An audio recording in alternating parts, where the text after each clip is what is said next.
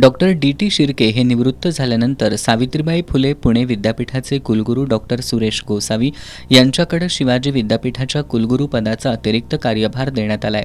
October 2025 पासून शिवाजी विद्यापीठ पूर्णवेळ कुलगुरूंच्या प्रतीक्षेत आहे. नव्या कुलगुरूंची निवड प्रक्रिया आता अंतिम टप्प्यात आली आहे. कुलगुरू शोध समितीच्या वतीनं 3 आणि 4 एप्रिल 2026 रोजी मुंबईत 28 जणांच्या मुलाखती पार पडल्या.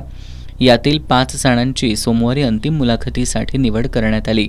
यामध्ये होमी भाभा राज्य विद्यापीठाचे कुलगुरू डॉक्टर RK कामत, शिवाजी विद्यापीठाच्या प्रभारी कुलगुरू डॉक्टर ज्योती जाधव, शिवाजी विद्यापीठाचे माजी कुलगुरू तथा DY पाटील विद्यापीठाचे संशोधक संचालक डॉक्टर PS पाटील, क्रांतिज्योती सावित्रीबाई फुले पुणे विद्यापीठातील डॉक्टर संजय ढोले, अमरावतीमधील मातोश्री विमलाबाई देशमुख महाविद्यालयाच्या प्राचार्या डॉक्टर स्मिता देशमुख यांचा समावेश आहे.